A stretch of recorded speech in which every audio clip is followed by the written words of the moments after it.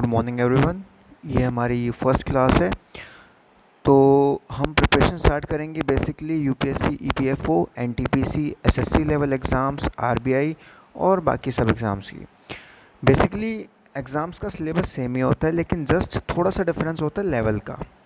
बस उस लेवल को ही हमें देखना है कि भी हमारे एग्ज़ाम को कितनी ज़रूरत है, कितना हमें उस पर वर्क करना है, कितना ही मतलब स्पेसिफिकली एग्ज़ाम पे डिपेंड करता है कि हमारा एग्ज़ाम किस लेवल का है।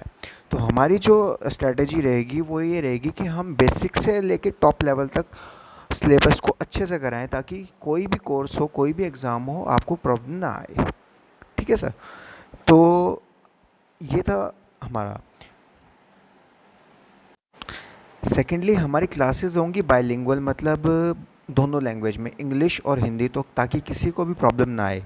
जो भी स्टूडेंट हमारे पास पढ़ेगा, किसी को कोई इशू ना हो, किसी भी इंग्लिश या हिंदी दोनों लैंग्वेज में। बेसिकली होता क्या है, हमें लोगों को प्रॉब्लम आती है जीके और जीएस में, जिसे हम कहते हैं कि सबसे डिफ़िकल्ट सब्जेक्ट पड़ता है। बट उल्टा होता है, वो सबसे आसान सब्जेक्ट होता है। मैथ्स की आपको काफ़ी सारी वीडियोस यूट्यूब पे मिल जाएंगी। जीके की भी बहुत से लोग क्लेम करते हैं कि हाँ ये वाले क्वेश्चन कर लो, 200 क्वेश्चन, 100 क्वेश्चन, ये वो। लेकिन होता ये है कि उनमें से कुछ भी नहीं आता। एक दो क्वेश्चन हार्डली आ जाते हैं, क्योंकि सिलेबस तो वही रहता है, आ जाता है, लेकिन श्योरिटी नहीं है।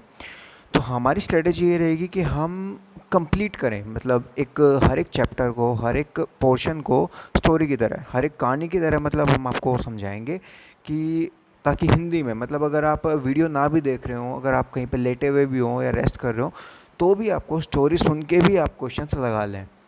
तो मतलब कुल मिला के ये बात है कि आपको सिर्फ सुनना है, सुनने से भी आपके क्वेश्चंस अटेम्प्ट हो जाएंगे। और वीडियोस कुछ ज़्यादा बड़ी भी नहीं होंगी, मैक्सिमम 25, 30, 35 मिनट तक की वीडियो होंगी पर टॉपिक की, जो कि आपको बिल्कुल पता भी नहीं चलेगा। हम 25-30 मिनट वैसे भी कहीं ना कहीं बैठ के वेस्ट कर देते हैं, तो इससे अच्छा अगर आप सुन भी लेंगे तो आपका बहुत हद तक टॉपिक कवर हो जाएगा। ठीक है, मैं ज़्यादा तो क्लेम करता नहीं, लेकिन हाँ 90% क्वेश्चन आप अटैम्प्ट आराम से कर लेंगे, जो भी आप मेरे टॉपिक की वीडियो देखेंगे। क्लेम सेकंड ये है कि आपको ज़रूरी नहीं है कि मेरे ही क्वेश्चन अटैम्प्ट करने, आप कहीं से भी अटैम्प्ट करो, लेकिन मैं ये अश्योरिटी देता हूँ कि 90%, 95% आप मेरे यहाँ से पढ़ के आप क्वेश्चंस लगा लेंगे, कोई भी इशू नहीं होगा। सेकेंडली जो कि हमारा जीके और जीके जीएस का जो सब्जेक्ट है वो काफ़ी वेटेज रखता है। हम लोग सोचते हैं कि लूसेंट कर लेंगे या कुछ भी कर लेंगे उससे हो जाएगा, लेकिन लूसेंट एक तरह से कह सकते हैं कि कट पेस्ट है, मतलब बहुत हद तक उसमें से कट किया हुआ है। एनसीईआरटीज़ मेनली होता है, एनसीईआरटी 6 से 12 तक की एनसीईआरटीज़, लेकिन हमारे पास इतना टाइम नहीं होता कि हम 6 से 12 तक की सारी एनसीईआरटीज़ पढ़ें ताकि हम क्वेश्चंस लगा पाएँ। तो इसलिए हम शॉर्टकट लेते हैं, यूट्यूब देख लेते हैं, 100 क्वेश्चन में सिलेक्शन, ये वो, लूसेंट की बुक पढ़ लेते हैं, लेकिन उनसे नहीं हो पाता, बिल्कुल भी नहीं हो पाता। हो जाता है, किसी किसी का चांस होता है, किसी की बैकग्राउंड अच्छा होता है, नॉलेज होती है, तो वो निकाल लेता है, लेकिन अगर हम बेसिक बंदे की बात करें तो नहीं हो पाता ये। ठीक है सर। तो हमारी ये होगी कि हम हर एक टॉपिक की, हर एक सिलेबस की, बिल्कुल एक एक टॉपिक को एक स्टोरी की तरह कवर करेंगे, ताकि आपको समझने में भी आसानी हो और ताकि आपको क्वेश्चन किसी भी एंगल से आ जाए तो आपको कोई भी इशू ना हो। दूसरी चीज़, अगर आपको क्वेश्चन किसी भी एंगल से आता है, अगर आपको स्टोरी पता है, तो आप क्वेश्चन आराम से लगा लेंगे, कोई भी इशू नहीं होगा।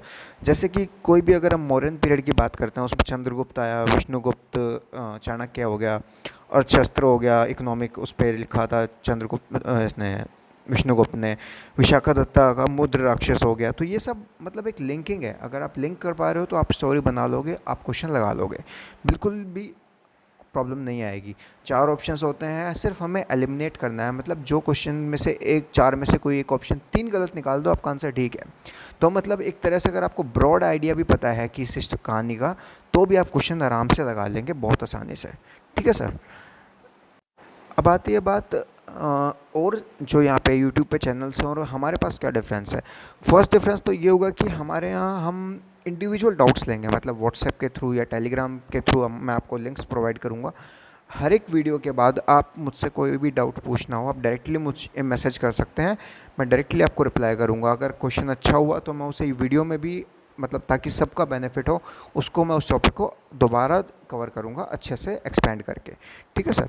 तो आपका मतलब ये है कि मैं आपको इस चीज़ में काफ़ी अश्योरिटी देता हूँ। ठीक है जी। तो ये सब हम मतलब औरों से जो थोड़ा हट के हम करेंगे, वो मैंने आपको बताया है कि एक तो हम स्टोरी की तरह करेंगे हर एक चीज़ को, सेकेंडली हम आपके इंडिविजुअल डाउट्स लेंगे। ठीक है। हर एक सिलेबस सेम होता है, टॉपिक्स वही रहते हैं, लेकिन लेवल का फ़र्क रहता है। मैं आपको दोबारा रिपीट कर रहा हूँ, सिर्फ लेवल का डिफरेंस रहता है और हम हर लेवल का क्वेश्चन सॉल्व करेंगे। ठीक है जी। वैसे I am preparing for civil services, तो मेरे को मतलब एन हो गई, NIOS की बुक्स हो गई और रेफरेंस बुक हो गई, इन सब पे मेरी काफ़ी अच्छी कमांड है, तो मैं आपको हर एक स्टोरी को हर एंगल से काफ़ी अच्छे से समझा पाऊँगा। बस आपको थोड़ा सा मुझ पर ट्रस्ट करना पड़ेगा, बाकी आपको कोई भी इशू नहीं होगी इस चीज़ की, मैं आपको गारंटी देता हूँ।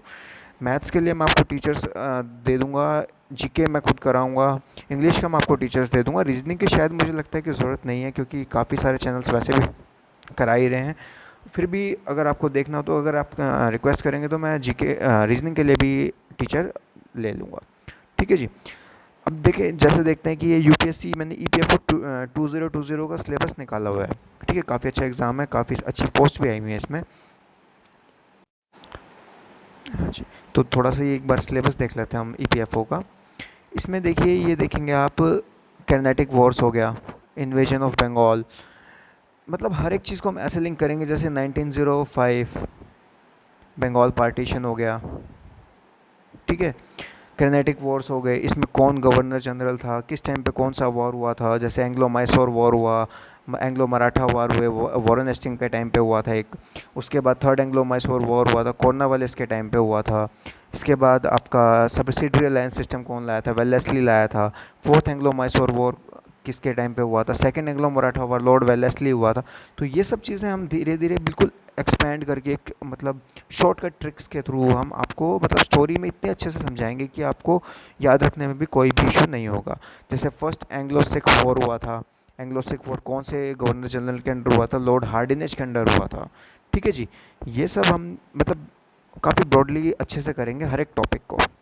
देखिए, रेगुलेटिंग एक्ट हुआ था 1973, 1773 रेगुलेटिंग एक्ट हुआ, पिट्स इंडिया एक्ट हुआ, ये सब लॉर्ड वॉरेन हेस्टिंग्स आया था, ये सब हम काफ़ी अच्छे से करेंगे। इनके एक एक ऑब्जेक्टिव्स क्या थे, क्यों आया था, क्या रीज़न था, क्यों रेगुलेटिंग एक्ट आया, क्यों वॉरेन हेस्टिंग्स के साथ ये सब हुआ, उससे मतलब बिल्कुल अच्छे से करेंगे एज अ स्टोरी। ठीक है जी।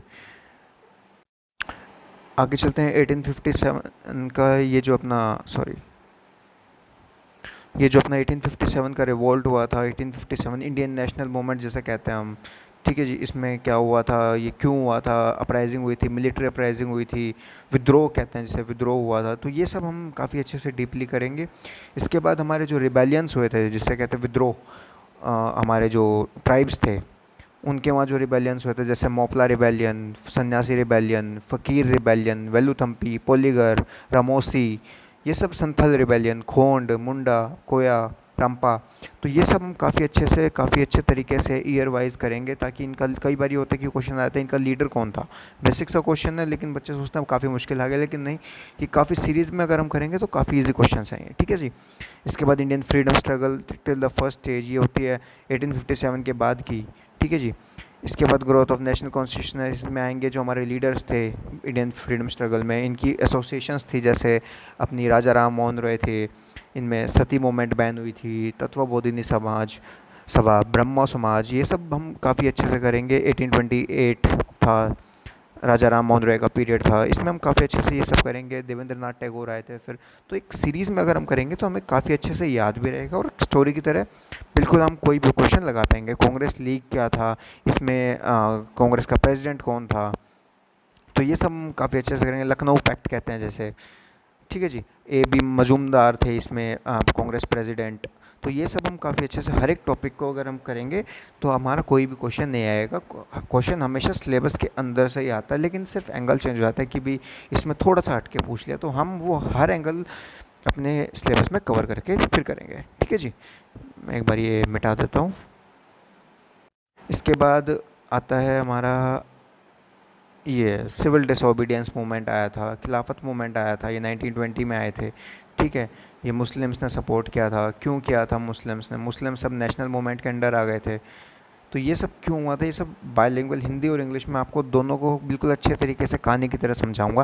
क्विट इंडिया मूवमेंट 1942 कहाँ से लॉन्च हुआ था, बॉम्बे से लॉन्च हुआ था, ये सब हम पढ़ेंगे। नेशनल रिवॉल्यूशनरीज कौन कौन थे, भगत सिंह था, क्यों सज़ा हुई थी, ये सब हम काफ़ी अच्छे से करेंगे। सुभाष चंद्र बोस की फॉरवर्ड ब्लॉक पार्टी बनाई थी, क्यों बनाई थी, 1940 में फॉरवर्ड ब्लॉक बनाया था, इंडियन नेशनल आर्मी, स्विट्ज़रलैंड, ये सब पूरा लिंक करके हम अच्छे से काफ़ी अच्छे से इस सबको करेंगे। इसके बाद आता है करंट इवेंट्स। इसके लिए मैं आपके लिए काफ़ी अच्छी अच्छी वीडियोज़ डालूंगा जो कि मतलब प्रोबेबली बेसिक क्वेश्चंस होंगे और जो कि आएंगे ही आएंगे, मतलब उसके बाहर नहीं आएगा। अगर आप मेरी वीडियोस देख लेंगे वो मोर देन इनफ, उससे बाहर कुछ भी नहीं आएगा। स्कीम्स मैं सारी आपको कराऊंगा हर एक तरीके से, और ये योजनाज हो गई, ये सब मैं आपको कराऊंगा, ठीक है जी। इसके बाद आगे चलते हैं, पॉलिटी पे आते हैं। इंडियन कॉन्स्टिट्यूशन हो गया, इसमें हम आपको हर एक बेसिक आर्टिकल्स, फंडामेंटल राइट्स कौन से पार्ट में आते हैं, डीपीएसपी होते हैं, ये कौन सा पार्ट में आता है, आर्टिकल सब तरीके से मैं आपको कराऊंगा। इवोल्यूशन के फीचर्स, अमेंडमेंट्स, बेसिक अमेंडमेंट्स, 19 जैसे अपनी 42nd अमेंडमेंट थी 1976 वाली, ये कौन सी अमेंडमेंट कौन सी थी, 61st अमेंडमेंट कौन सी थी जिसमें एज रिड्यूस हुई थी वोटिंग की, 18 कर दी थी, पहले 21 थी फिर 18 हुई थी। तो ये सब हम हर एक टॉपिक काफ़ी अच्छे से करेंगे, ठीक है सर। इसके बाद आगे चलते हैं, इकोनॉमिक की ग्रोथ। इकोनॉमी जैसे अभी हम कोविड-19 में काफ़ी स्ट्रगल कर रहे हैं, तो इकोनॉमी पे काफ़ी क्वेश्चंस आने के चांसेस हैं, ईपीएफओ में भी और बाकी हर एग्ज़ाम में भी। इन्फ्लेशन बढ़ रहा है, महंगाई बढ़ रही है, क्यों बढ़ रही है, ठीक है, इसके बारे में हम काफ़ी अच्छे से बात करेंगे। क्यों महंगाई बढ़ती है, घट सकती है, कैसे घट सकती है, आरबीआई का इसमें क्या काम है, आरबीआई का रेपो रेट होता है वो क्यों बढ़ाती है, क्यों घटाती है, ये सब हम अच्छे से करेंगे। टैक्स रेवेन्यू, गवर्नमेंट का जो टैक्स रेवेन्यू होता है वो क्या होता है, ये सब हम अच्छे से पढ़ेंगे, ठीक है sir. Financial inclusion, Jan Dhan account, recent जो गवर्नमेंट के इनिशिएटिव है, फिस्कल पॉलिसी, डेफिनेशन, कैसे डील किया जाता है जब इन्फ्लेशन ज़्यादा बढ़ जाता है, ये सब हम, महंगाई ज़्यादा बढ़ जाती है तो हम कैसे उस चीज़ से बाहर आते हैं, देश को लाते हैं, ये सब हम अच्छे से पढ़ेंगे। इसके बाद आते हैं, ये हमारा अकाउंटिंग का जनरल अकाउंटिंग प्रिंसिपल्स है, ये मैं आपको टॉपिक काफ़ी अच्छे से कराऊंगा। ये एनालाइजिंग रिकॉर्डिंग ट्रांजैक्शंस, ये ईपीएफओ में है स्पेसिफिकली, ये हमें किसी जनरल एग्ज़ाम के लिए तैयार नहीं करना है, ठीक है सर। तो ये आप छोड़ दीजिए अभी, ये मैं आपको स्पेशली ईपीएफओ के जो स्टूडेंट्स होंगे उनके लिए मैं आपको कराऊंगा, ठीक है सर। आगे चलते हैं, इंडस्ट्रियल रिलेशन, ये भी ईपीएफओ स्पेसिफिक सिलेबस है, ये कोई आपको जनरल एग्ज़ाम के लिए तैयारी करने की ज़रूरत नहीं है। जो बच्चे ईपीएफओ की तैयारी कर रहे हैं सिर्फ उन्हीं को मैं ये कोर्स कराऊंगा, ठीक है सर। इसके बाद आगे बढ़ते हैं, जीके कंप्यूटर एप्लीकेशन, ये काफ़ी एग्ज़ाम्स में आ जाता है, डीएसएसबी में भी पूछ लेते हैं, तो ये हम कर लेंगे, कोई इशू वाली बात नहीं है, ठीक है जी। इसके बाद आता है जीके फिज़िक्स केमिस्ट्री, ये मैं आपको तीनों टॉपिक काफ़ी अच्छे से कराऊंगा। फिज़िक्स केमिस्ट्री लाइफ साइंस, इसमें बायोलॉजी के कुछ बेसिक क्वेश्चंस भी आते हैं, बेसिक, वो भी हम काफ़ी अच्छे से करेंगे, ठीक है सर। इसके बाद आता है कंप्यूटर एप्लीकेशंस के टॉपिक्स हैं, ये सब काफ़ी अच्छे से कवर हो जाएंगे। तो कुल मिला के मेरा ये सिर्फ मैंने एक एग्जांपल लिया है कि ईपीएफओ के सिलेबस का, लेकिन मैं हर एक सिलेबस आपके साथ डील करूँगा ऐसा तो कोई वो नहीं है, क्योंकि सिलेबस हर एग्ज़ाम का सेम ही है। जीके का सिलेबस हमेशा यही रहता है, इंग्लिश का सिलेबस भी सेम रहता है, लेकिन लेवल थोड़ा सा अप डाउन हो जाता है। वो मैं आपको हर वीडियो के स्टार्टिंग में बता दूंगा कि ये कौन से एग्ज़ाम के लिए ठीक है, कौन से एग्ज़ाम के लिए ये देखने की ज़रूरत नहीं है, ठीक है। तो बाकी मैं अभी 1-2 दिन में अपनी क्लासेस डालनी शुरू कर दूंगा, तो आप इसके लिए आप अपना हमारा चैनल सब्सक्राइब करें। बाकी ठीक है sir, thank you for watching my video, thank you.